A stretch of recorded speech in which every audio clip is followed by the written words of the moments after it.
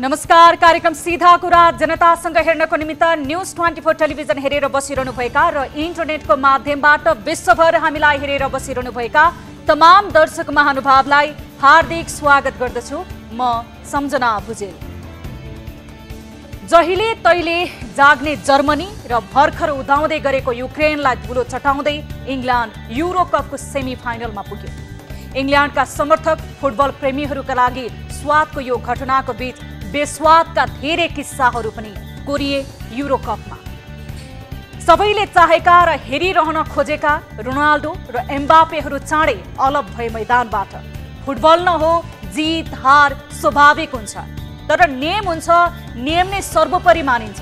अनुशासन हुन्छ र अनुशासन नै सर्वोपरि हुन्छ खेलमा। तर अनुशासन पनि नहुने, नियम पनि लागू नहुने राजनीतिमा मात्र हो। त्यसमाथि पनि नेपाली राजनीतिका धेरै रोनाल्डोहरू हार स्वीकार्न कहिले मान्दैनन्। यस्तै प्रवृत्तिका रोनाल्डोहरूले नेपालको राजनीति त के देशलाई नै बन्धक बनाएका छन्। खेल र राजनीतिमा फरक यही हुन्छ सायद।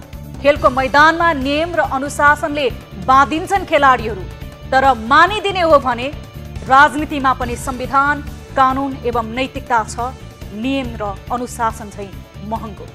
तर दुर्भाग्य नेपाली नेताहरू त्यही खेल हेर्न चाहन्छन्, त्यही मैदानमा बसेर खेलाडीको तारिफ गर्छन्। खेलकुदबाट सिक्नुपर्ने धेरै छ पनि भन्छन्, तर उनीहरू सबै त्यही मैदानमा बिर्सेर फर्कन्छन्। किर्ते, छिर्के, ब्याग, टाकल, फाउल सबै चल्छ नेपालको राजनीतिमा। त्यसमाथि संविधान र कानुन, नैतिकता कुन चरीको नाम हो झैं व्यवहारमा गर्दा भएका सबै विकृतिको बोझ अहिले नेपालको राजनीतिले बोकिरहेको छ।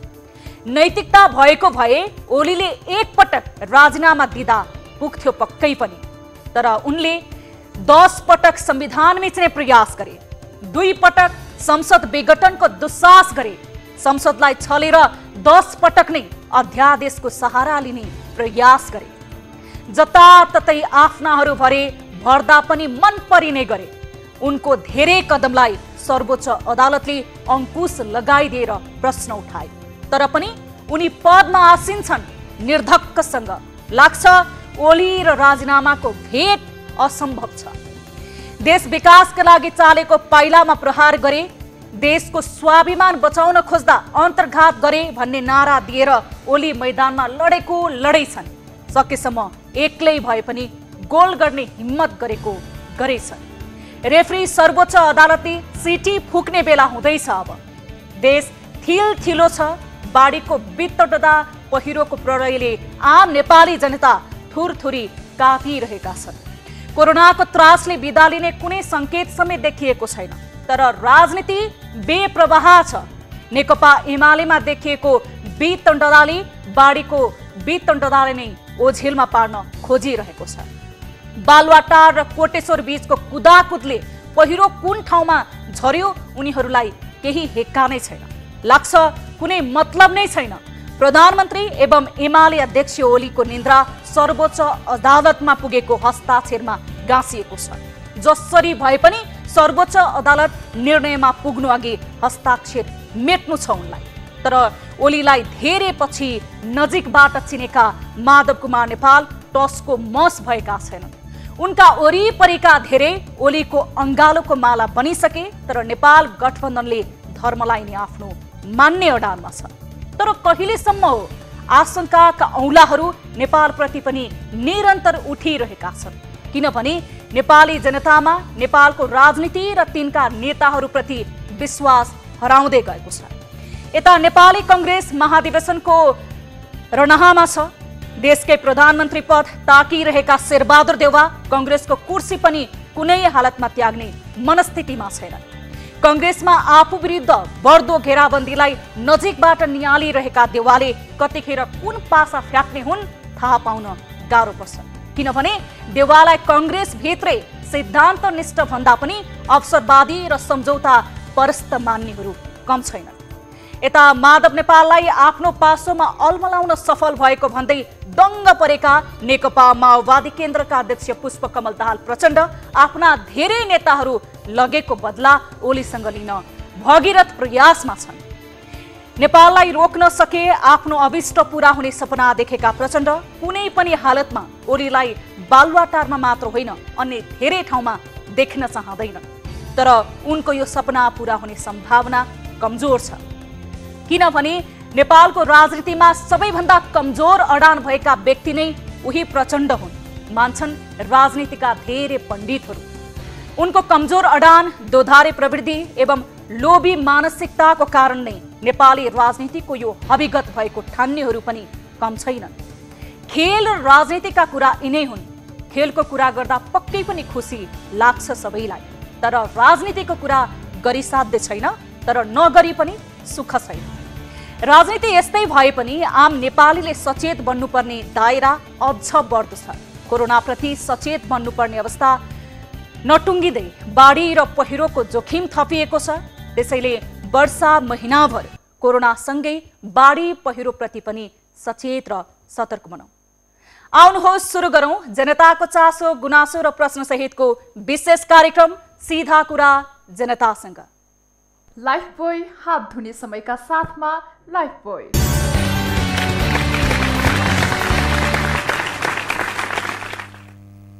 स्वागत छ दर्शक महानुभाव, कार्यक्रम सीधा कुरा जनतासँगमा। आजको श्रृङ्खलामा पनि हामीले विभिन्न विषयलाई प्राथमिकताका साथ उठान गरेका छौं र आजको कार्यक्रममा हामीले एउटा विशेष रिपोर्ट समावेश गरेका छौं। खासमा बेरोजगारीको समस्याले गर्दा धेरै देशका युवाहरू विदेश पलायन हुनुपर्ने बाध्यता रहेको छ र आफ्नो परिवारको जिम्मेवारी उठाउँदै यसमा सबैभन्दा धेरै महिला वर्गहरू पनि विदेश पलायन हुँदै आएका छन्। हुन त सरकारले खाडी मुलुकका विभिन्न देशहरूमा घरेलु कामदार लानको लागि प्रतिबन्ध लगाएको थियो, तर यो नियम देशभित्र लागू गर्नको लागि एजेन्टहरूले अवैध मार्ग हुँदै भारत, श्रीलङ्का हुँदै खाडीका विभिन्न देशहरूमा नेपाली चेलीहरूलाई पुर्याएको छ। घरेलु कामदारको आश्वासन दिँदै केही कमाउने र आफ्नो परिवारलाई सुख र समृद्धिको सपना देख्दै गएका ती दिदीबहिनीहरू श्रीलङ्काको जेलमा करिब 13 महिनासम्मको जेल जीवन व्यतीत गर्न बाध्य भए र अहिले नेपाल फर्किएका छन्। यो सम्बन्धी रिपोर्ट रहेको छ। प्रधानमन्त्री स्वरोजगारको कार्यक्रमहरू रहेका छन्, त्यसैगरी राष्ट्रपति महिला उत्थानका कार्यक्रमहरू रहेका छन्। महिलाको विकासको लागि, महिलाको स्वरोजगारको लागि भन्दै महिलाकै शीर्षकमा धेरै बजेट विनियोजन हुन्छ, तर त्यो लक्षित वर्गसम्म पुगेको छैन। फलस्वरूप धेरै नेपाली दिदीबहिनीहरू आफ्नो परिवारको जिम्मेवारी उठाउँदै विदेश पलायन हुन विवश छन्, त्यो पनि अवैध मार्गबाट। आज यो फलोअप रिपोर्ट रहेको छ आजको कार्यक्रममा र हामीले माइती नेपालका अध्यक्ष अनुराधा कोइरालासँग यस विषयमा कुराकानी गरेका छौं र नेपाल सरकारले उद्धार गरेर बल्ल तल्ल देश फर्कने आश मारिसकेका श्रीलङ्कामा करिब 13 महिनाको जेल जीवन व्यतीत गरेका दिदीबहिनीहरूसँग पनि कुराकानी गरेका छौं। यो कुराकानी अन्य दिदीबहिनीहरू जो पारिवारिक जिम्मेवारीको कारणले वैदेशिक रोजगारीमा जानको लागि सोचिरहनु भएको छ, देशभित्र रोजगारीको अवसरहरू छैन, पापीपेट भोकको रहन सक्दैन, आफ्ना सन्तानहरूको सुख र समृद्धिको पनि जिम्मेवारी रहेको छ। यो अवस्थामा पनि हामीले केही सन्देशमूलक हुन सक्छ भनेर पनि यो रिपोर्टलाई आजको कार्यक्रममा यो कुराकानीलाई समावेश गर्न गइरहेका छौं र यो विषय हामीले फलोअप गरेको विषय पनि रहेको छ र यही विषयमा आज हामी कुराकानी पनि गर्नेछौं। महिला बालबालिका तथा ज्येष्ठ नागरिक मन्त्रालयका सहसचिव रोशनी श्रेष्ठसँग पनि सम्बन्धित निकायको व्यक्तिसँग पनि कुराकानी गर्नेछौं।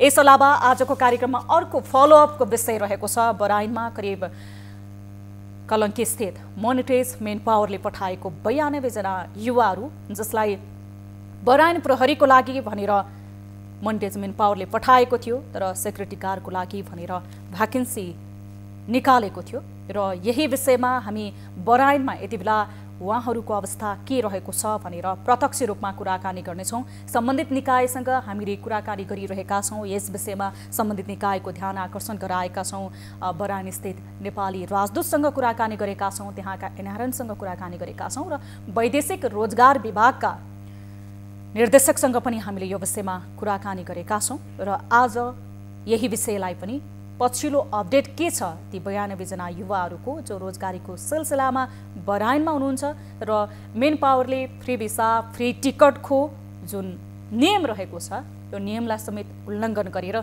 5 देखि 9 लाख रुपैयाँसम्म लिएको थियो। ती युवाहरूले ऋण धन गरेर बराइनमा पुगेका थिए। उहाँहरूको पछिल्लो अपडेट पनि आजको कार्यक्रममा लिनेछौँ।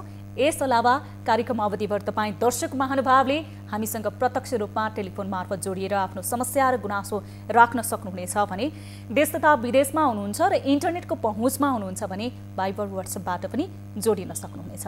कार्यक्रमको सुरुवात गर्छु ताली र गालीबाट। यसअघि हामीले उठाएको विषय थियो वैदेशिक रोजगारीको क्रममा हुने ठगी कसको कमजोरी हो, रोजगारीमा जानेहरूको चेतनाको कमी हो भन्नेले तालीमा र सरकारी नीतिको कमजोरी हो भन्नेले गालीमा भोट गर्नुपर्ने थियो। जुन प्रश्नमा 24.6% अर्थात् 357 जनाले तालीमा र 75.4% अर्थात् 1096 जनाले गालीमा आफ्नो मत जाहेर गर्नुभएको छ। यो मतलाई आधार मान्दा सरकारी नीतिको नै कमजोरी हो भन्नेमा बढी मत जाहेर भएको छ।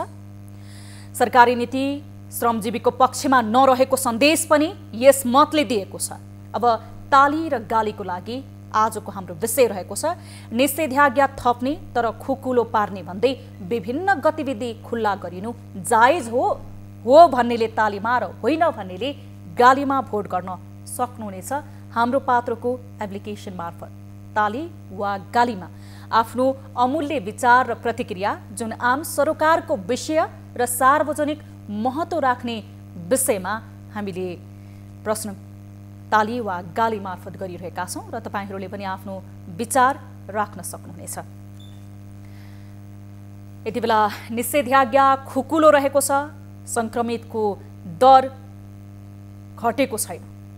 केही दिन संक्रमितको दरहरू घटेको देखिन्छ तर फेरि केही दिन पछाडि टेस्ट गर्दाखेरि संक्रमितको दरहरू बढिरहेको छ र कोरोनाको महामारी टडेको छैन तर सरकारले निषेधाज्ञा थपिरहेको छ। स्मार्ट लकडाउन भनेर खुकुलो पनि गराइरहेको छ।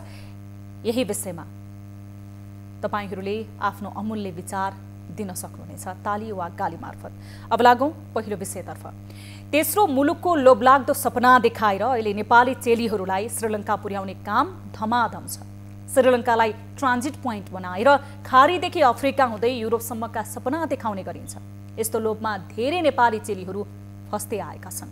त्यसमाथि विशेष गरेर एकल महिला र देशभित्र रोजगारी पाउन नसकेका विपन्न समुदायका महिलाहरू बढी छन्।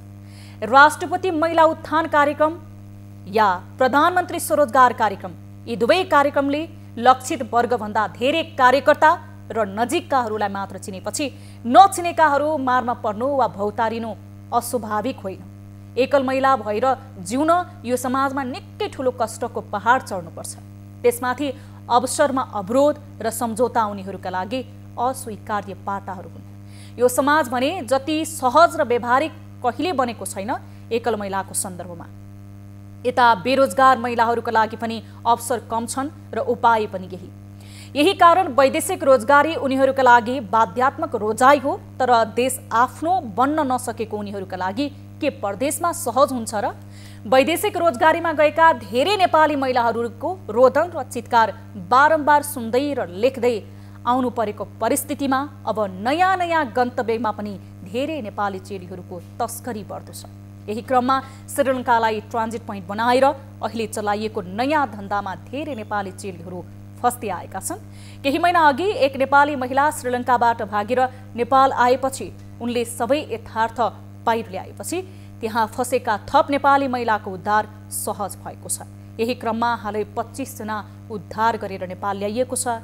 13 महिनापछि उद्धार गरिएका उनीहरू अहिले माइती नेपालको संरक्षणमा छन् भने आफूहरूलाई फसाउने दलाल विरुद्ध उनीहरूले अदालतमा मुद्दा समेत दायर गरेका छन्। एक महिला भने कोरोना पोजिटिभ देखिएपछि श्रीलङ्काको जेलमा नै छिन्। उद्धार पछि के भन्छन् श्रीलङ्काको जेलमा पुर्याइएका महिलाहरू, उनीहरूको वेदना उनीहरूकै बयानमा। यो हेर्नुहोस्। कति समय बस्नुभयो त्यहाँको जेलमा? जेलमा 14 महिना। कहिले सोच्नु भएको थियो त्यो जेलबाट फर्केर आउँछ जस्तो लागेको थिएन म्याम। त्यो जेलबाट यो ठाउँबाट फर्किन्छ जस्तो लागेको थिएन। दुःख लाग्छ सम्झिँदाखेरि, आफ्नो घर परिवार सम्झिँदाखेरि त्यो ठाउँबाट फर्केर आज मेरो घर पुग्छ जस्तो मलाई लागेको थिएन। त्यस्तो लागेको थिएन। अब के सोच्नु भएको छ? अगाडिको जीवन यत्रो बाँकी छ, कसरी अगाडि बढाउने सोच्नु? अब कसरी अब आफ्नो परिवारसँगै बसेर केही कामहरू पायो भने आफ्नै नेपालमा दुःख गरेर बस्नु, बाहिर देश नजाने। तपाईँ जस्तै कोही दिदीबहिनीहरू हुनुहुन्छ नि, आफ्नो जीविकोपार्जनको लागि बाहिर गएर 2-4 पैसा कमाएर आफ्नो परिवार, आफ्नो जिम्मेवारी उठाउँछु भने उहाँहरूलाई के भन्नुहुन्छ? उहाँहरूलाई म के भन्छु भने जति हामीले जस्तो दुःख उहाँहरूले नपाउनुहोस्। जान त जानुहुन्छ, अहिले नजाने छैन, सबै जान त जानुहुन्छ। कतिपय दिदीबहिनीहरू गइरहनु भएको छ, आफ्नो देशबाट नभए पनि लुकी गइराख्नु भएको छ। उहाँहरूलाई के भन्छु भने हामीले जस्तो उहाँहरूले दुःख भोग्नु नपरोस्। नेपालबाट कसरी श्रीलङ्काको जेलसम्म त्यो जेल जीवन बिताउनको लागि पुग्नुभयो? म दिल्ली हुँदै गएको होइन, दिल्ली हुँदै ट्रान्सफर हुँदै श्रीलङ्का गएको। श्रीलङ्का जाँदाखेरि मेरो भिसा टिकट पनि थियो, किनभने एयरपोर्ट बन्द भएर म यसरी फसेको श्रीलङ्कामा। एमबिसी आएर एकचोटि बोल्नु भएको भए, त्यहाँ एमबिसी नआउनु भएको भएर धेरै हामीलाई टर्चर पनि भयो। किनभने सबैको एमबिसीहरू आउनुभयो, देख्नुभयो, राम्रोसँग बोलाउँदाखेरि आउनुभयो होइन सबै एमबिसीहरू। तर हाम्रो नेपालको एमबिसी आएर एकचोटि हामीलाई बोलिदिनु भएको भए, केही शब्द बोलिदिनु भएको भए, त्यहाँ आउनु भएको भए पनि यतिसम्म हामीलाई टर्चर पनि हुन्थेन। हामीले यो सोचेको थिएन कि हामी नेपाल पनि आउँछ होला भनेर सोचेको थिएन। हामी मर्छ होला, त्यहीँ आफ्नो फ्यामिलीहरूलाई पनि भेट्नु पाउँदैन होला भनेर हामीले त्यतिसम्म सोचेको थियौँ। हामीले आश छोड्दै थियो।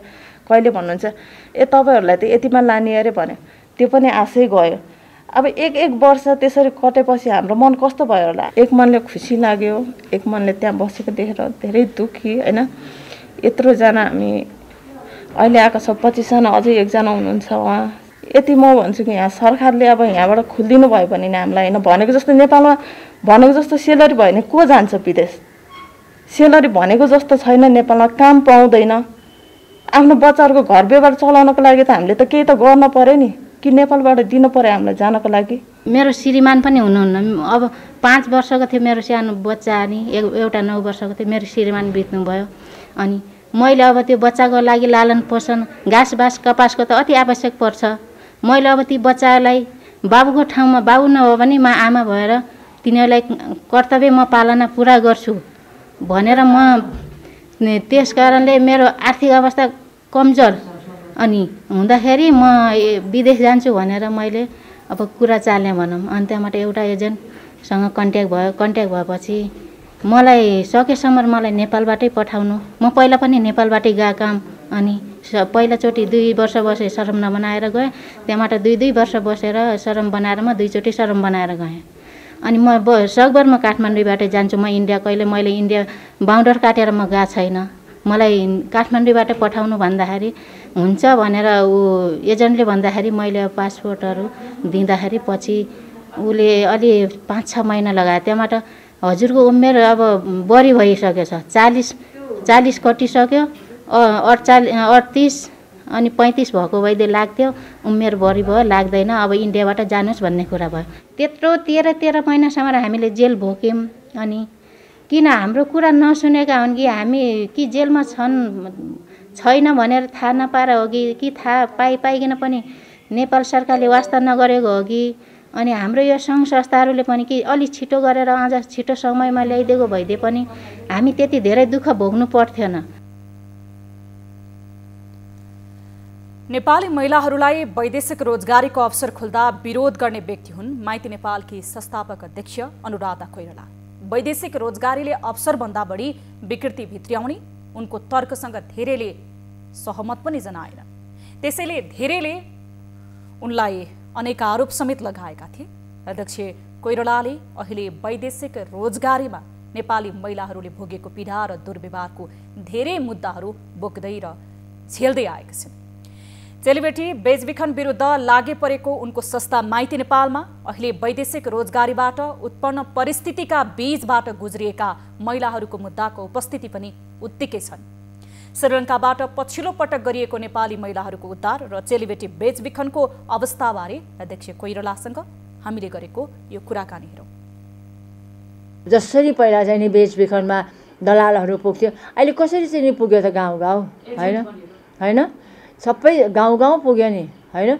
पुगेर पनि पहिला त एउटै डेस्टिनेसन थियो इन्डिया हैन। इन्डियामा कि मुम्बई लान्थ्यो कि आग्रा लान्थ्यो कि दिल्ली लान्थ्यो कि मेरठ लान्थ्यो हैन। तर अहिले बेसी जस्तो बम्बई लान्थ्यो, पुना लान्थ्यो। भनेपछि अहिले त यसरी चाहिँ बाहिर बाहिर लगेछ। अनि अब you all enjoy to say यो पनि ट्राफिकिङ हो भनेर हैन। मेरो लागि त सुन्नुमा आउँदा चाहिँ नि वैदेशिक रोजगार भनेर गयो बच्चाहरू। तर अब जुन तरिकाले जेल परे, जुन तरिकाले उहाँहरूलाई एउटा कागज साइन गराएको छ, तपाईँलाई भन्यो होला हैन, त्यो कागज साइन गराएको छ, त्यसले त के देख्यो भने हाम्रो बच्चाहरू चाहिँ पक्का पनि अब त्यो श्रीलङ्काको व्यक्तिहरूको अथवा चाहिँ त्यहाँको सबैजनाको मा फेरि हाम्रो छवि पनि फेरि राम्रो भएन। दिस गर्ल्स नेपाली केटीहरू यहाँ पनि आउँदो रहेछ भनेर भन्ने भयो। त्यस कारणले गर्दा यो ट्राफिकिङ चाहिँ नि हो। तर in the name of migration trafficking भइरहेछ। के ग्यारेन्टी छ तपाईँलाई कि यिनीहरूले जबै पाउँछ भनेर? छैन नि हैन। किनभने यहाँबाट दिल्ली लगेछ, दिल्ली 4 दिन राखेछ, त्यहाँबाट त्यहाँ 4 दिन राखेर त्यहाँबाट फेरि मुम्बई पुऱ्याएछ, मुम्बईमा फेरि 1 दिन राखेछ, त्यहाँबाट फेरि मुम्बईबाट चेन्नई पुऱ्याएछ, चेन्नईमा फेरि 2 दिन राखेछ। त्यसपछि लगेर बल्ल श्रीलङ्का लाँदा एयरपोर्टबाट उहाँहरूलाई चाहिँ इल्लिगल भनेर लगेछ। त्यस कारण यो चाहिँ नि दलाल फेरि नहुनु अरे त्यहाँ। हि इज भेरी के भन्छ त्यसलाई छ, उनीहरूलाई नाम थाहा छ, यहाँको पनि थाहा छ कसले पैसा लग्यो भनेर। हामीले जब पहिला सुरुदेखि नै यसमा लाग्यौँ, हाम्रो चाहिँ 2 जना हामी चाहिँ अझै पनि पासपोर्ट बनाउनु जाँदाखेरि पनि तपाईँले भने चाहिँ हामी जनचेतना गराउँछौँ। तपाईँ कहाँ जानुहुन्छ, कसले जाउँ भन्यो, नजानुहोस् है, यो पासपोर्ट बनाएर काम छैन भनेर हैन। तर फेरि उहाँहरूको त्यही छ, रोजगार छैन, किन नजाउँ? जस्तो 190 जना आयो श्रीलङ्काबाट, उनीहरूसँग कुरा गर्दा पनि यही छ। यो बिफोर लास्ट इयर सारालाई कुरा गर्नु लाग्यो, उहाँहरूको कुरा यही छ, नो जब अपर्च्युनिटी हैन। अब एडुकेसन देख्नुभयो, कसैको पनि एडुकेसन पनि छैन। अब किन भन्दाखेरि एडुकेसनको चाहिँ तपाईँको हाम्रो शिक्षाको लागि चाहिँ नि सरकारले चाहिँ नि के भन्छ त्यसलाई फ्री एडुकेसन, कम्पलसरी एडुकेसन गरिदिएको भए एन्ड फाइनेबल एडुकेसन गरिदिएको भए छोरीलाई पनि पढाउँथ्यो होला आमा बाउले। यही सब रिजन्सहरू जुन चाहिँ एडुकेसनको बारेमा, नो जब अपर्च्युनिटी हैन, त्यो सबै कुरा, जेन्डर डिस्प्यारिटी, यो सबैको बारेमा चाहिँ नि हामीले सिरियसली काम गऱ्यौँ भने चाहिँ एउटा मिनिमाइज हुन सक्छौँ कि सरकार र हामी सबै मिलेर सबै एनजिओजहरूलाई पनि राखेर सधैँभरि अर्कै दृष्टिले मात्रै नहेरेर राख्यो भने गर्न सक्छौँ कि न्यूनीकरण। र यो वैदेशिक रोजगारको जुन चाहिँ कुराहरू छ, यो वैदेशिक रोजगार भन्ने नै अब चाहिँ हटाउनु पर्यो हैन। फेरि पनि अब मलाई थाहा छ सबजनाले भरे यो कार्यक्रम हेरेर अनुराधले फेरि रोक लगाउनु थाल्नु भयो भन्छ। मैले रोक लगाएको होइन, तर सेफ वेमा जाऊ काम गर्नु। किन सबैजना केटा जानुहुन्छ, केटी पनि जानुहुन्छ। मैले किन जेन्डर डिस्प्यारिटीको कुरा भर्खरै गरेँ, केटी पनि जानुहुन्छ। तर जुन तरिकाले केटालाई दिएको छ, केटीलाई पनि त्यही तरिकाले देऊ। जान्छौँ हामी, गएर काम गर्छौँ। अब यहीँबाट जाँदाखेरि पनि नानी आज कति भयो, 4 वर्ष जति भयो, 58 जना दुबईको एयरपोर्टमा 3 दिन बस्यो। त्यसपछि एम्बासीलाई इन्फर्मेसन भयो, एम्बासीले हामीलाई गर्यो, अनि हामीले फिर्ता लिएर आयो। तर यो बच्चाहरू दिल्लीबाट गएको थियो, र दिल्लीमा चाहिँ नि कसैलाई चाहिँ नि कतार कुवेत जाने भन्यो भने चाहिँ पठाउँदैन। तर यिनीहरूले के भनेछ भने टिकट कसरी बनाएछ भने जाने चाहिँ नि अफ्रिकन कन्ट्री, अनि ट्रान्जिट चाहिँ दुबई बनाएपछि अब त्यो छैन, त्यहाँ कोही पनि छैन दुबईमा। अनि बसे बिचराहरू, अनि तिनीहरू 58 जना जति थियो, उनीहरू 3 दिन बसेपछि अनि हामीले लिएर आएको। भनेपछि यस्तो दुःख नहोस् बच्चाहरूलाई, जानुपर्छ, काम गर्नुपर्छ। यत्रो हामी जेन्डरको कुरा गर्छौँ, तपाईँ हामी सबजना। So let us be equal गर्ने भने हामीलाई इक्वल अपर्च्युनिटी पनि दिनुपर्छ। हामी यही बाटो जानुपर्छ। सबैजना केटा जाने सबै पढे लेखेको छ त, अनि त्यहाँ गएर कोही ट्र्याक्टर चलाइरहेको देख्छु, कोही कुनै के देख्छु। म त त्यो फोटोहरूमा तपाईँहरूको टेलिभिजनहरूमा सबैको टेलिभिजनमा देख्छु। त भनेपछि हाम्रो बहिनीहरूलाई पनि त ट्रेन गरेर कुनै इन्स्टिट्युट अथवा गभर्मेन्टले train, even to go to housekeeping train हुनु पऱ्यो। किनभने स्त्री लाउनु जान्नु पऱ्यो, पट्याउनु जानु पर्यो लुगा होइन, घरहरू पुस्नु जानु पर्यो, पर्दा कसरी राख्ने, बेडसिटहरू कसरी मिलाउनु पर्ने ओछ्यान, त्यो सबै कुरो जानेर अनि त्यो वासिङ मेसिन चलाउनु जान्नु पर्यो, अनि त्यो पकाउने त्यो सबै त्यहाँको उनीहरूको त हुन्छ, त्यो सबैको ट्रेनिङ दिने एउटा सेन्टर बनाइदिनु पर्यो गभर्मेन्टले। रिसिभिङ एन्ड सेन्डिङ कन्ट्री दुईटाको चाहिँ सम्झौता हुनु पर्यो। मेरो कन्ट्रीको नेसनको व्यक्तिहरू आउँदाखेरि चाहिँ नि उनीहरू सुरक्षित हुन्छ, उनीहरूलाई राम्रोसँगले पैसा तिरिन्छ, राम्रोसँगले चाहिँ राखिन्छ र इज्जतका साथ राखिन्छ भन्ने पनि हुनु पर्यो। कामकै लागि हो भने काममै लाउनु पर्यो होइन। अब अनि केटीहरू अघि मलाई के भन्छ भने होइन त्यस्तो हो भने त हजुरले हामीलाई भन्नु पर्यो नि, हामी पनि जान्छौँ, अब हामीलाई पनि दिन्छ कि भनेर। अनि फेरि एकजनाले के भन्यो भने होइन यो दिँदैन होला, हामी चाहिँ के अरे जुलुसमा जानुपर्छ होला अनि दिन्छ भने। लुक इट द कन्सेप्ट, हेर्नुहोस् न, जुलुसमा गयो भने पैसा दिन्छ भनेर भन्छु, अब कस्तो होला त बच्चाहरूको होइन। अनि त्यो जुलुसमा हामी घाममा हिँड्नु सक्दैनौँ, जाडोमा हिँड्नु सक्दैनौँ, बच्चा खानुपर्छ बेलुका, कति नै देला र एकचोटिको जुलुसमा गएको भनेर भन्दैछ। भनेपछि यो राम्रो मेसेज बच्चाहरूलाई पनि गएन। बच्चाहरूलाई थाहा छ सरकारसँग प्रोग्राम छ भनेर, सबै कुरो छ भनेर, तर पहुँच पुगेन भन्ने चाहिँ उनीहरूले, द बटम लाइन चाहिँ उनीहरूले हाम्रो पहुँच पुगेन भन्ने चाहिँ उनीहरूको कुरा हो। दर्शक महानुभाव, देशमा रोजगारीको अवसर छैन र सरकारले लिएर आएका विभिन्न महिलाको उत्थान र विकासका लागि बनाइएका नीति र योजनाहरूमा सामान्य ती लक्षित वर्गको पहुँच पुग्दैन। त्यसकारणले पनि विदेशिन बाध्य छन् धेरै नेपाली चेलीबेटीहरू जसले आफ्नो परिवारको पालन पोषणको जिम्मेवारी उठाउँदै अवैध मार्गबाट पनि खाडी मुलुकहरूमा विभिन्न स्थानमा काम गर्नको लागि जान बाध्य भएका छन्। यही विषयमा हामीले कुराकानी गरेका थियौँ माइती नेपालका अध्यक्ष र श्रीलङ्काबाट करिब 13 महिनाको त्यो कालकोठरीको जीवन बिताएर फर्किएका चेलीहरूसँग, जसले अब देश फर्कन्छौँ भन्ने सपना आशा मारिसकेका थिए। यद्यपि 13 महिनाको यो लामो समय पछाडि उहाँहरूको उद्धार भएको छ र अहिले माइती नेपालको संरक्षणमा बसिरहेका छन्। यस विषयमा हामी कुराकानी गर्न गइरहेका छौँ। हामीसँग यति बेला प्रत्यक्ष सम्पर्कमा जोडिनु भएको छ महिला बालबालिका तथा ज्येष्ठ नागरिक मन्त्रालयका सहसचिव रोशनी श्रेष्ठ। हामी उहाँसँग यस विषयमा कुराकानी गर्छौँ। श्रेष्ठज्यू, स्वागत छ यहाँलाई कार्यक्रम सीधा कुरा जनतासँगमा। धन्यवाद हजुर। सुनिरहनु भएको छ मेरो आवाज? सुनिराखेको छु, अलिकति इको आइरहेको। अब पछिल्लो समय विभिन्न अवैध मार्ग हुँदै खाडी मुलुकहरूमा नेपाली चेलीबेटीहरू घरेलु कामदार त्यस पछाडि विभिन्न कामको प्रलोभनमा जाने गरेका छन्। पछिल्लो उदाहरण हामीले श्रीलङ्कामा पनि जुन चेलीबेटीहरू 13 महिनासम्म लामो जेल जीवन व्यतीत गर्न बाध्य भए, यहाँबाट पनि देखियो। सरकारी पहल कस्तो रह्यो उहाँहरूको उद्धारको लागि?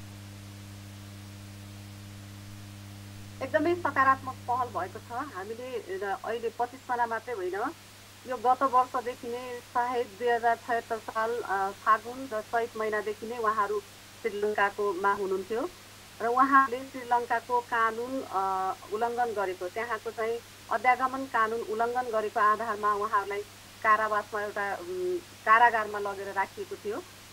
त्यहाँबाट जब उहाँहरू कारागारमा पर्नुभयो त्यसपछि मानव अधिकारको हिसाबले पनि धेरै कुराहरू आयो। नेपाली महिलाहरू कारागारमा हुनुहुन्छ, उहाँहरूलाई रेस्क्यु गरेर बाहिर राख्नुपर्छ भन्ने कुरा आइसकेपछि हामीले नेपाली राजदूतावासबाट लेखेर आइसकेपछि उहाँहरू 30 जना र प्लस अरू 6 जना गरेर जम्मा 36 जना महिलाहरूको उद्धार गर्ने सम्बन्धमा लेखेर आइसकेपछि हामी कहाँ यो मानव बेचबिखन तथा ओसार पसार नियन्त्रण ऐन र नियमावली छ। यसमा चाहिँ के छ त भन्दा एउटा राष्ट्रिय समितिको व्यवस्था छ। राष्ट्रिय समितिले चाहिँ विदेशमा अलपत्र परेका पीडितहरूको उद्धार गर्नुपर्ने एउटा काम छ, त्यसको राष्ट्रिय समितिको काम छ। त्यो हिसाबले नेपाली राजदूतावासबाट परराष्ट्र मन्त्रालय हुँदै हाम्रो राष्ट्रिय समितिमा महिला मन्त्रालयमा भएको जुन राष्ट्रिय समिति छ त्यो राष्ट्रिय समितिमा चाहिँ उहाँहरूलाई बाहिर एउटा सेल्टरमा राख्नु पर्यो, पैसा पठाइदिनुहोस् भन्ने हिसाबले लेखेर पठाउनु भयो। जस अनुसारले हामीले पैसा पठाउनको लागि हामी कहाँ यो मानव बेचबिखन ओसार पसारको पुनःस्थापना कोष रहेको छ, त्यो कोषबाट रकम पठाउने कुरा हुँदै थियो र परराष्ट्र मन्त्रालय मार्फत उहाँहरूले एम्बेसीले के भन्नुभयो भन्दा 30 जनालाई प्लस र 6 जनालाई फरक फरक मुद्दा चलेको हुँदाखेरि उहाँहरूलाई कहिलेसम्म त्यो कानुनको टुङ्गो लाग्छ थाहा नभएको कारणले गर्दा, यकिन नभएको कारणले गर्दा बाहिर रिहेबिलिटेसन सेल्टर खोजेर राख्नको लागि जोखिम हुने र उहाँहरूको सुरक्षाको लागि पनि जोखिम देखेको कारणले गर्दाखेरि अहिले चाहिँ पैसा पठाउनु पर्दैन। जब उहाँहरूको कानुनी प्रक्रिया टुङ्गोमा पुग्छ अनि मात्रै हामीले उद्धार गर्न सक्ने र त्यसपछि मात्रै पैसा पठाउनको लागि भनेर लेखेर आइसकेपछि हामीले त्यसलाई यत्तिकै राखेर पछि उहाँहरूको मुद्दा चल्दै गयो र बीचमा जरिवाना उहाँलाई तोकियो। त्यो जरिवाना बापतको पर व्यक्ति 3200 रुपियाँ नेपाली र उहाँहरूलाई उद्धार गर्न जुन आउँदाखेरि लाग्ने खर्च चाहिँ हामी कहाँ भएको पुनःस्थापना कोषबाट बेहोर्छौँ। त्यसको लागि तपाईँले त्यहाँ मुद्दाको किनारा लागिसकेपछि टुङ्गो लागिसकेपछि हामीलाई खबर गर्नुहोस् भनेर हामीले कमिटीको निर्णय अनुसारले उहाँलाई जानकारी गराएपछि 20मा 6 जना एकपटक र 4 जना एकपटक गरेर 10 जना महिलाहरूलाई हामीले माघ महिनामा र फागुन महिनामा गरेर 2 पटक चाहिँ उद्धार गरेर ल्याइसकेको अवस्था थियो र उहाँहरूलाई चाहिँ शक्ति समूहको सेल्टरमा राखेर घरायसी पुनर्मिलन र पारिवारिक पुनर्मिलन गराइसकेको र उहाँहरूले मुद्दा दायर पनि जसले चाहिँ उहाँहरूलाई लग्यो त्यो विरुद्ध पनि मुद्दा दायर गरेको अवस्था थियो र बाँकी रहेको 26 जना मध्ये चाहिँ 25 जनालाई हामीले चाहिँ असारको 10 गते उद्धार गरेर नेपाल ल्याएको हो र उहाँहरूलाई माइती नेपालको सेल्टरमा राखेर अहिले पारिवारिक पुनर्मिलनको काम चाहिँ अगाडि बढिराखेको अवस्था चाहिँ हो। अब तपाईले बताउनु भयो उहाँहरूको उद्धारको प्रोसेसको लागि सरकारले सकारात्मक भूमिका निर्वाह गर्यो, एम्बेसीसँग परराष्ट्र मन्त्रालयसँग कोर्डिनेट गर्यो भनेर। अब सरकारको नीति नै हाम्रो व्यवहारिक छैन जस्तो तपाईलाई लाग्दैन? तपाईहरूले छलफल गर्दा सम्बन्धित निकायसँग छलफल गर्दा बताउनुहुन्न कि एकातिर सरकारले घरेलु कामदारको लागि महिलाहरू नपठाउनको लागि नियम बनाएको छ, रोक लगाएको छ देशबाट जानको लागि, अर्कोतर्फ अवैध मार्ग हुँदै त्यही घरेलु कामदारमा जानको लागि विवश छन् र त्यही बेरोजगारीले उब्जाएको एउटा बाध्यात्मक परिस्थिति वैदेशिक रोजगारीमा जाने समयमा उहाँहरू यसरी 13 महिनासम्मको लामो जेल जीवन व्यतीत गर्न विवश छन्। यी त उद्धार गरिएका र केही उद्धार गर्न बाँकी रहेका चेलीबेटीहरूको हकको कुरा भयो। भोलि यही समस्या अन्य दिदीबहिनीले नभोग्नको लागि चाहिँ समाधानको उपाय के? एउटा कुरा तपाईँले भनेको कुरा सरकारले यसै गरी नै उहाँहरू वैदेशिक रोजगारीको नाममा अवैध बाटोबाट गैर कानुनी रूपबाट जानुहुन्छ भनेर नै घरेलु कामदारको रूपमा खाडी मुलुकमा जानलाई निषेध गरिएको अवस्था छ। सरकारले नजानु भनेर सूचना प्रवाह गरिरहेको अवस्था छ, सन्देश दिइरहेको अवस्थामा छ। यस्तो बेलामा पनि उहाँले जोखिम मोलेर आफन्तहरूको विश्वासमा भरमा परेर गैर कानुनी बाटो भएर उहाँहरू जुन रोकिरहेको बाटो छ गैर कानुनी बाटो भएर उहाँहरू भारतको लागि ट्रान्जिट श्रीलङ्कालाई ट्रान्जिट बनाएर खाडी मुलुकमा गइराख्नु भएको छ। एउटा कुरा त स्वदेशमै हामीले आम रूपमा रोजगारीको सृजना गर्न नसक्नु, गरिबी र अशिक्षा नै हो भने अर्को कुरा चाहिँ जान उहाँ जान सरकारले रोकेको छ भने जान पनि उहाँहरू गइराख्नु भएको अवस्था पनि छ। यसलाई रोक्नको लागि सरकारले त विभिन्न सन्देशमूलक कार्यक्रम, सूचनामूलक कार्यक्रम प्रसारण गरिरहेको छ, सचेतनाको कार्यक्रम गरिरहेको छ र स्वदेशको एयरपोर्टबाट उड्नको लागि उहाँलाई निषेध गरिएको छ। यो कानुनले बन्देज गरेको ठाउँमा चाहिँ उहाँहरू जानु भनेको गैर कानुनी रूपमा जानु भनेको यहाँ चाहिँ अरू नै व्यक्तिहरूले उक्साएर प्रलोभनमा पारेर अलिक बढी ठुलो सपनाहरू देखेर यो के कारणले आकर्षित भइराख्नु भएको छ त भन्ने कुराहरूको जडमा पुग्न चाहिँ जरुरी छ। सरकारले चाहिँ सकारात्मक कदम पनि राखेको छ। यो एउटा सरकारको मात्र प्रयासले सार्थक भूमिका निर्वाह गर्न चाहिँ अलिक जटिलै छ, किनभने सरकारले चाहिँ महिलाहरूलाई स्वदेशमा रोजगारीको लागि यो रोजगारमूलक कार्यक्रमहरू, तालिमहरूमा हामीले पनि जोडिराखेका छौँ। जुन नेपाल टेलिभिजन, रेडियो नेपाल, एफएमहरूबाट, पत्र पत्रिकाबाट सूचनामूलक सन्देशमूलक सामग्रीहरू प्रसारण गरिराखेको छ। पासपोर्टहरू जारी हुँदै नै विभिन्न सन्देशमूलक कार्यक्रमहरू फकाएर ललाई फकाई लैजालान्, तपाईँलाई गैरकानुनी बाटोबाट बेचबिखन पर्न सक्नुहुन्छ, जोखिममा पर्न सक्नुहुन्छ भन्ने खालको सन्देशहरू प्रवाह गरिराखेको छ। यो के भइराखेको छ भने 1-2 जना पहिला पनि गएर रिपिटली गएको पनि अवस्था देखियो। जो पहिला गइराख्नु भएको छ उहाँहरूले पनि अरूलाई कन्भिन्स गरेर लगिराखेको पनि अवस्था देखियो। यो जालो, यो सञ्जाल तोड्न चाहिँ एकदमै जरुरी देखिएको छ। श्रेष्ठज्यू, तपाईँले बताउनुभयो सरकारले उहाँहरूकै पक्षमा उहाँहरूलाई नै सुरक्षित रूपमा राख्नको लागि र वैदेशिक रोजगारीमा गएर अलपत्र नपरुन्, दुःख नपाउन् भन्नको लागि विभिन्न नियम बनाएको छ भनेर। तर सरकारले नियम बनायो, डाइरेक्ट आफ्नो एयरपोर्टबाट नजानको लागि मात्र नियम बनाएको जस्तो भयो कि। अधिकांश दिदीबहिनीसँग हामीले कुरा गर्दा तपाईँ आफैले जानकारी गराउनुभयो 3 चोटिसम्म जाँदाखेरि 3 चोटिको पटकमा मात्र उहाँहरू श्रीलङ्कामा अवैध रूपमा पुगेको कारणले गर्दाखेरि जेल जीवन व्यतीत गर्न पुग्नु भएको छ भनिसकेपछि के भयो भन्दाखेरि अधिकांश दिदीबहिनीहरू बाध्यताले वैदेशिक रोजगारीमा जानुभएको छ। तपाईँले बताएअनुसार सचेतनाको कार्यक्रमहरू छन्, जनचेतनाको कार्यक्रमहरू छन्, तर त्यो लक्षित वर्गसम्म किन पुगेन त? त्यो कार्यक्रमको प्रभावकारिता खै? लक्षित वर्गसम्म कार्यक्रमहरू पुगिरहेको छ। अलिकति बढी मैले अघि नै भने नि, अशिक्षा अनि रोजगारीको कमी, स्वदेशमा हामीले आम रूपमा रोजगारी सृजना गर्न नसकेको कारणले गर्दाखेरि रोजगारीको आशमा, वैदेशिक रोजगारमा गइसकेपछि पैसा कमाउने आशमा उहाँहरू चाहिँ सरकारले भनेको कुरा जानाजान थाहा पाइ पनि गइरहेको अवस्था छ। अन्जान नथाहा पाएर भन्दा पनि उहाँहरूलाई थाहा छ हामी यो भारतको बाटोबाट जानु हुँदैन, खाडी मुलुकमा सरकारले रोक लगाएको छ भन्ने कुरा जानाजान गइराख्नु भएको हुँदाखेरि यो चाहिँ अलिकति बढी जटिल भएर आइरहेको अवस्था हो। विभिन्न शीर्षकमा बजेट रहेका छन्, महिला विकासको लागि, महिला उत्थानको लागि, जस्तो प्रधानमन्त्री स्वरोजगारको कार्यक्रमहरू पनि छन्। त्यसमा पनि महिलाहरूको विकासको लागि अथवा स्वरोजगार गर्नको लागि बजेट छ भनिएको छ। नीति तथा कार्यक्रममा ठूलो नाराको साथ ल्याइन्छ। राष्ट्रपति महिला उत्थानको पनि कार्यक्रमहरू रहेका छन् भनिएको छ। तर त्यो बारे आम नेपाली महिलाहरूले जानकारी नपाउनुको कारण के होला? अशिक्षाको पाटो फरक हो, पहुँच नपुग्नु कारण फरक पाटो हो, तर यसलाई पारदर्शी र समानान्तर रूपमा वितरण हुन नसक्नुको कारण चाहिँ के लाग्छ तपाईँलाई? लामो समयदेखि काम गरिरहनु भएको छ तपाईँ सरकारी निकायमा। यस्तो कुरा छ, राष्ट्रपति महिला उत्थान कार्यक्रम, त्यसपछि गएर महिला विकासका कार्यक्रमहरू, महिला लक्षित कार्यक्रमहरू थुप्रै छ। अहिले यो 20को 1.5 वर्षको दौरानमा चाहिँ कोभिडको कारणले कार्यक्रमहरू प्रभावकारी रूपमा सञ्चालन हुन नसकेको कुरा यहाँहरूलाई जानकारीमै छ। विशेष गरी प्रधानमन्त्री रोजगार कार्यक्रममा महिलाहरूलाई, एकल महिलाहरूलाई, हिंसा पीडित महिलाहरूलाई र बेरोजगारहरूलाई जोड्ने कुरा त स्थानीय तह मार्फत त्यो कार्यक्रमहरू भइराखेकै छ। तै पनि उहाँहरूले स्वदेशको रोजगारी भन्दा विदेशको प्रलोभनमा परेरै जाने गरिरहेको अवस्था हो। स्वदेशमा अहिले महिलाहरूको लागि धेरै कार्यक्रमहरू आइराखेको छ। विशेष गरी महिलाहरूलाई नै फोकस गरेर राष्ट्रपति महिला उत्थान कार्यक्रमले 3वटा आयाममा चाहिँ कार्यक्रमहरू गरिरहेको छ। एउटा चाहिँ उद्धार र संरक्षणको कार्यक्रम गर्छौँ, जस्तै हामीले रिहेबिलिटेसन सेन्टरमा राख्ने, रेस्क्यु गर्ने, तत्काल हिंसामा परेका महिलाहरूलाई रेस्क्यु गर्ने, एकल महिलाहरूलाई, बालबालिकाहरूलाई त्यो रेस्क्यु गर्ने एउटा संरक्षणको काम हो भने दुर्गम क्षेत्रमा ज्यान जोखिममा परेका गर्भवती तथा सुत्केरी महिलाहरूलाई पनि हामीले दुर्गम क्षेत्रबाट हेलिकप्टरबाट निःशुल्क रेस्क्यु गरेर ल्याएर संरक्षणको काम गर्छौँ। त्यस्तै गरी अर्को चाहिँ एउटा कुरुति विरुद्धको अभियान सञ्चालन गर्ने कार्यक्रम रहेको छ।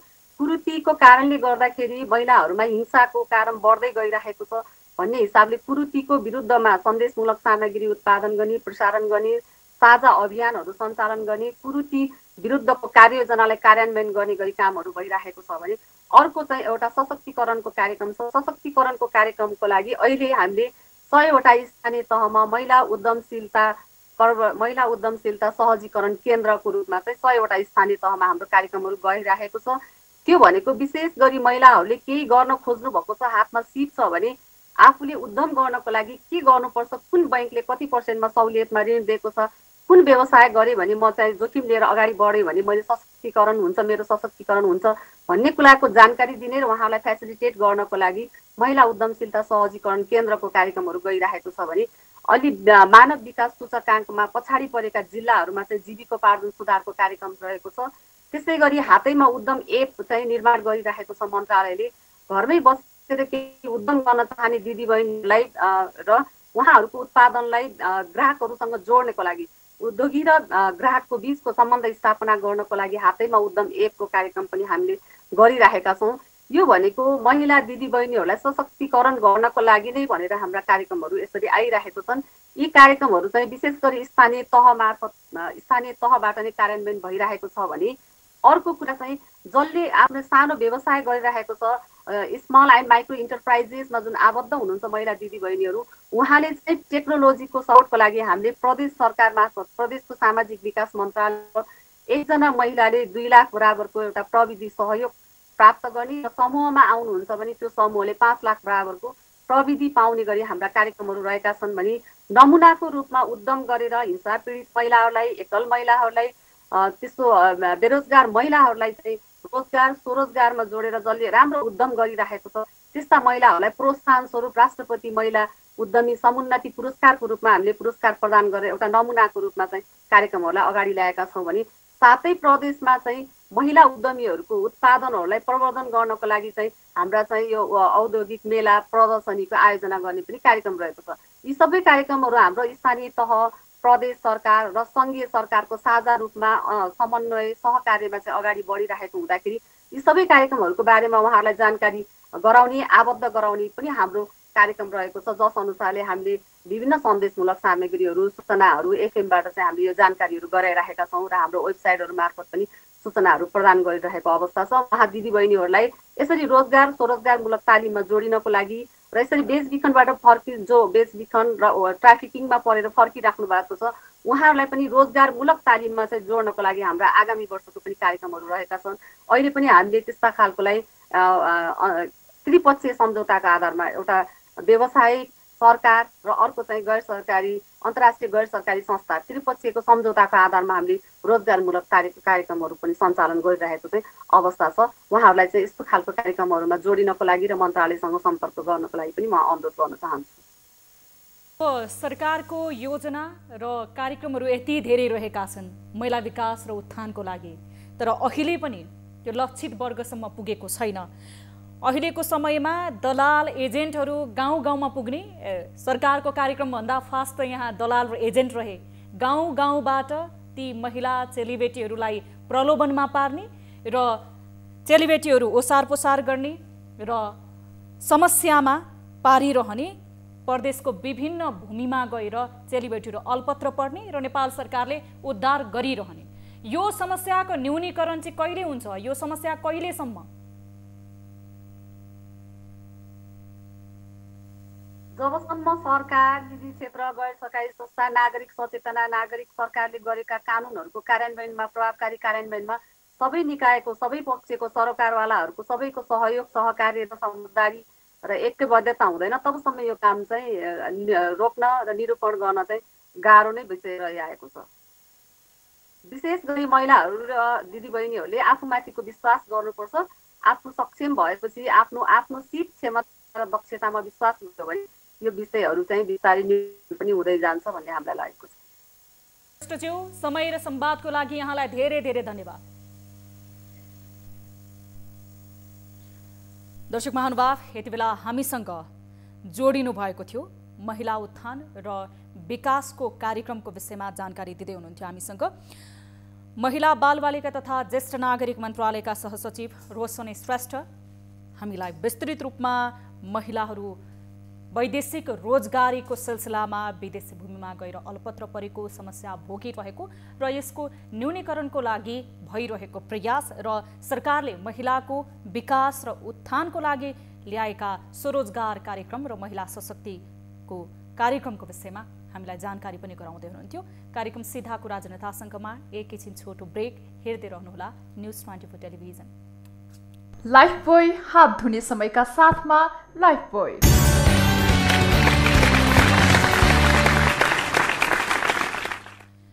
ब्रेकपछि स्वागत छ दर्शक महानुभाव। कार्यक्रम सीधा कुरा जनतासँगमा हामीसँग अन्य विषयवस्तुहरू पनि बाँकी रहेका छन्।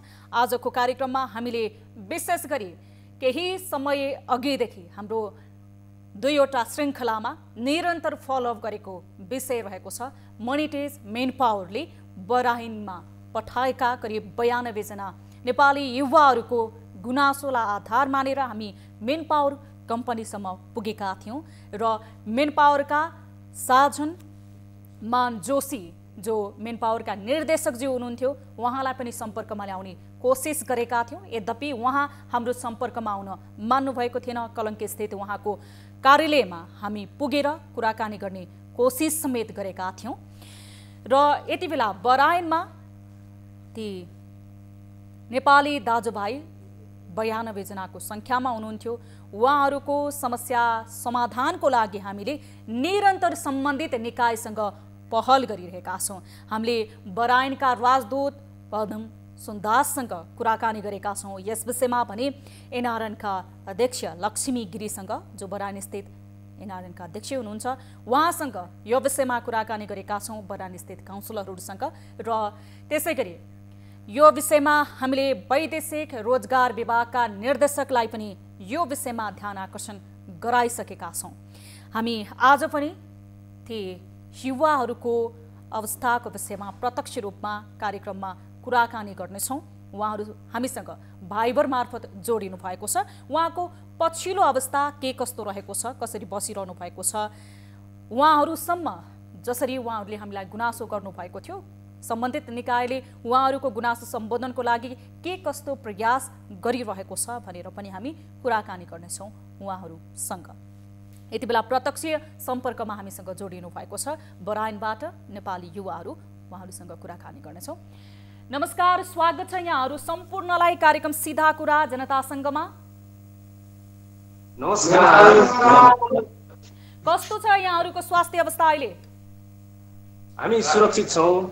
हामी अहिलेसम्म राम्रै छौँ। यहाँनिर खाना बस्नको उपलब्ध भइरहेको छ।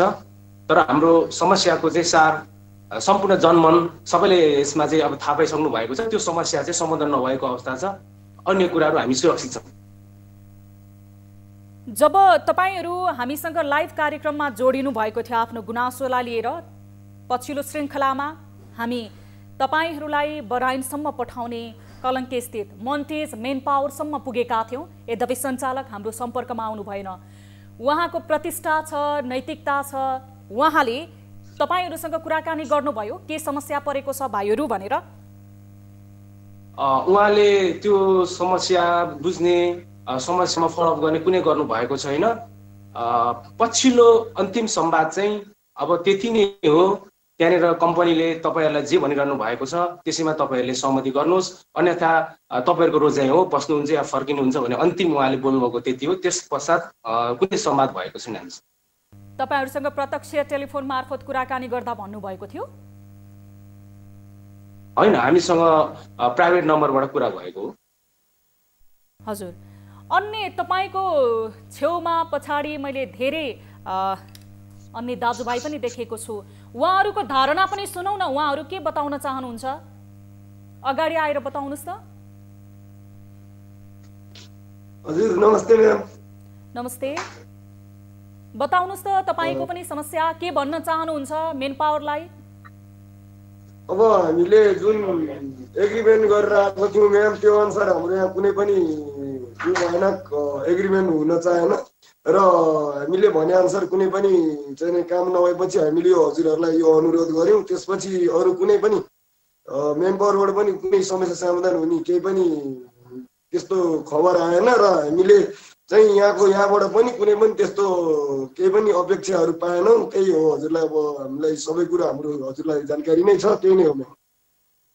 अन्य साथीहरूको धारणा के छ?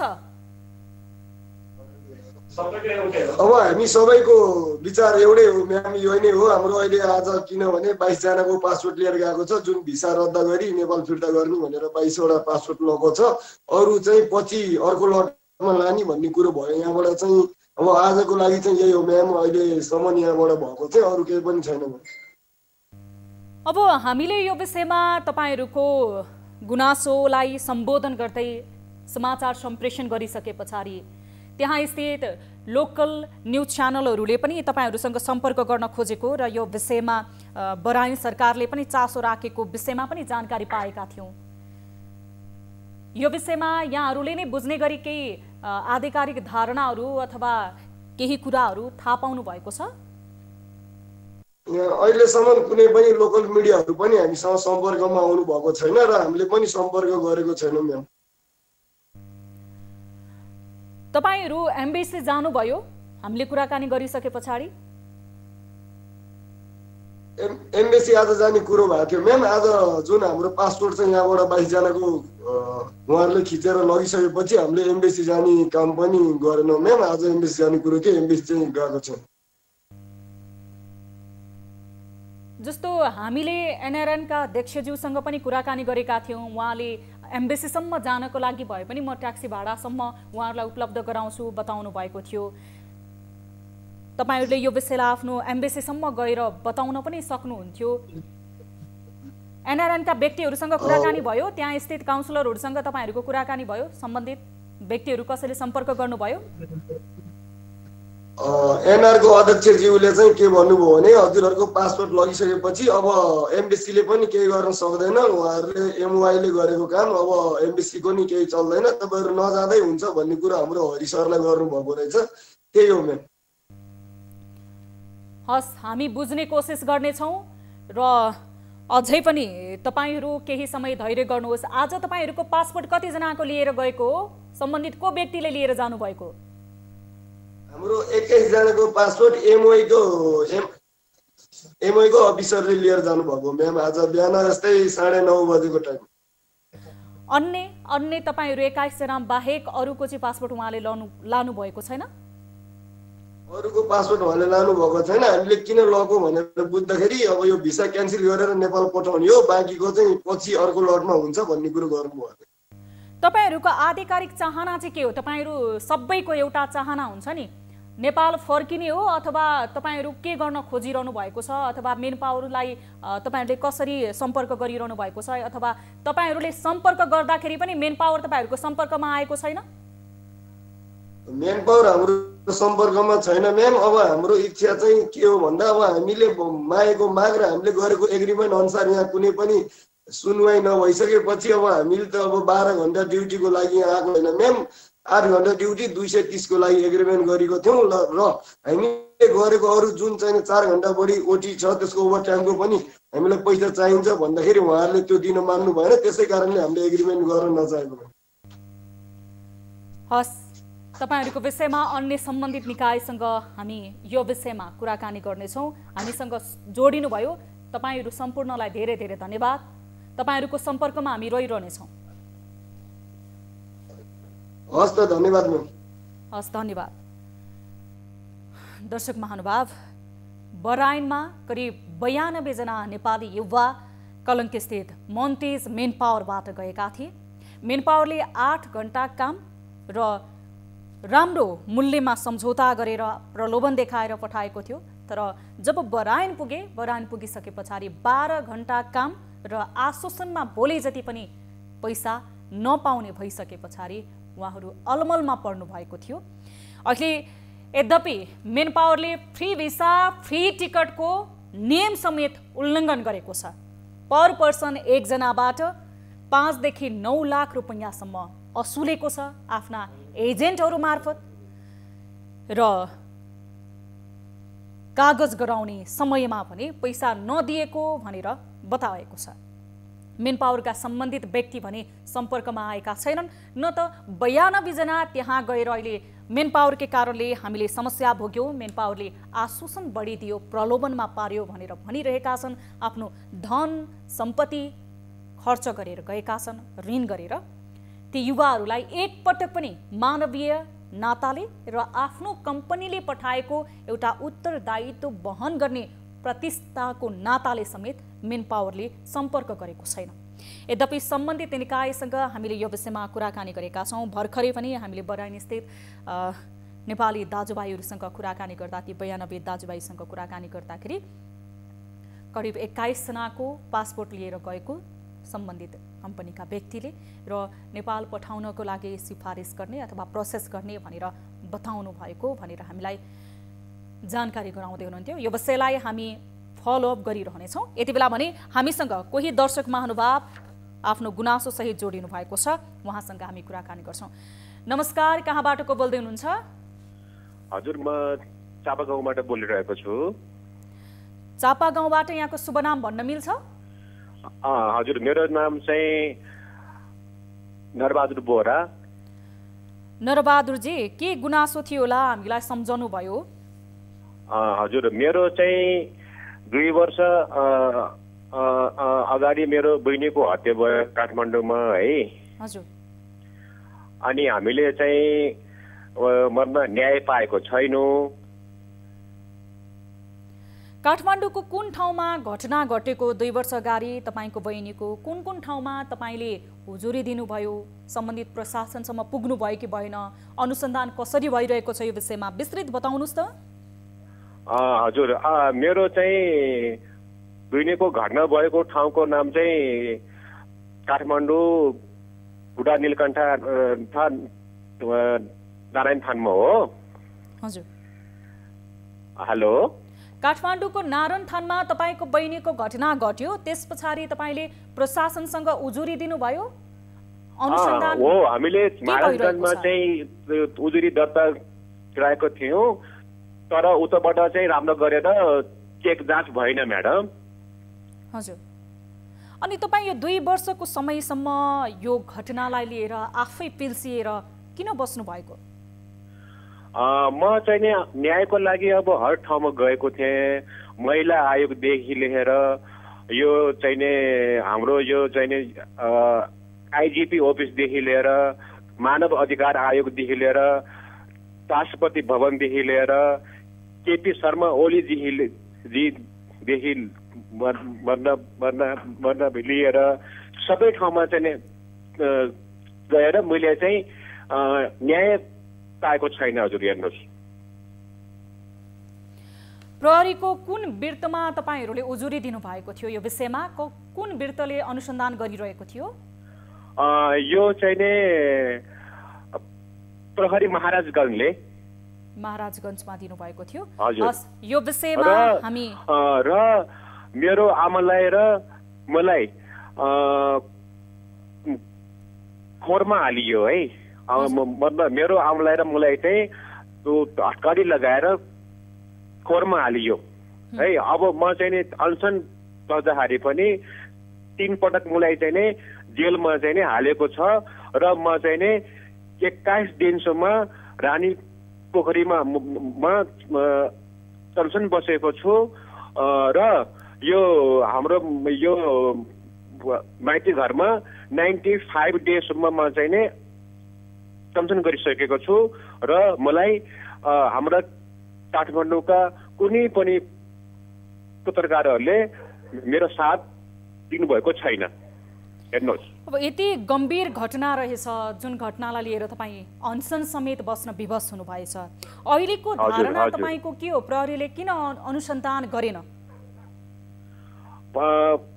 प्रहरीले अब त्यो फितलो केस गरायो त्यसले र उसपछि काठमाडौँ जिल्ला अदालतमा हालिदियो र उहाँहरूले चाहिँ अपराधीहरूलाई बिना कारबाही गरे उहाँहरूलाई चाहिँ छोड्नु भएको छ र अहिले चाहिँ नि पाटन उच्च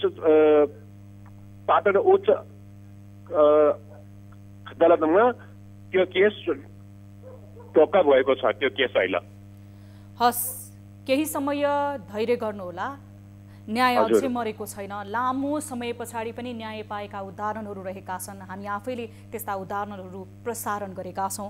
हामी सम्बन्धित प्रहरी प्रशासनसँग पनि यो विषयमा बुझ्नेछौँ। यद्यपि अब यो मुलुकमा न्याय पाउनको लागि निकै मुस्किल पनि रहेको छ भन्ने आम सर्वसाधारणको गुनासो रहेको छ। हामीसँग जोडिनु भयो, समय र जानकारीको लागि धेरै धेरै धन्यवाद। तपाईँको घटनालाई हामीले गम्भीर रूपमा लिएका छौँ, प्रहरी प्रशासनसँग पनि हामी यो विषयमा बुझ्नेछौँ। ल हस्, धन्यवाद हजुर। ल हस्, धन्यवाद। यति बेला हामीसँग जोडिनु भएको थियो एक सर्वसाधारण। देशमा कानुन छ, छिटो छरितो सबै सर्वसाधारणको पहुँचमा पुग्छ भनिन्छ, तर अहिले पनि हामीसँग प्रत्यक्ष रूपमा सम्पर्कमा आउने आम सर्वसाधारणको गुनासो भने यो किसिमको छ। यहाँ कानुनलाई बुझ्न कठिन रहेको छ र कानुन झन्झटिलो र लामो समयसम्म कानुनकै लडाइँमा लागिरहनु पर्ने कारणले गर्दा धेरै मुद्दाहरू पहुँचकै आधारमा दोषीहरू उम्किने उदाहरणहरू पनि रहेका छन्। यद्यपि यो विषयलाई हामी फलोअप गर्नेछौँ। कार्यक्रम सीधा कुरा जनतासँगको निर्धारित समय सकिएको छ। थप न्युजको लागि हाम्रो वेबसाइट www.news24nepal.com हेर्न नभुल्नुहोला र कुनै पनि समस्यामा हुनुहुन्छ र गुनासोमा हुनुहुन्छ भने हामीलाई सम्पर्क गर्न सक्नुहुनेछ। 1660 011 2424 98 015 7 2424 98 84 011 037 मा तपाईहरूले हामीलाई फोन गर्दा पैसा लाग्ने छैन र 24 घण्टा यो हटलाइन तपाईहरूको लागि खुल्ला रहनेछ। र देश तथा विदेशमा रहनुभएको छ, इन्टरनेटको पहुँचमा रहनुभएको छ भने हामीलाई तपाईँले भाइबर, व्हाट्सएप र हाम्रो अफिसियल फेसबुक पेज र युट्युब मार्फत पनि जोडिन सक्नुहुनेछ आफ्नो समस्या र गुनासो राख्नको लागि।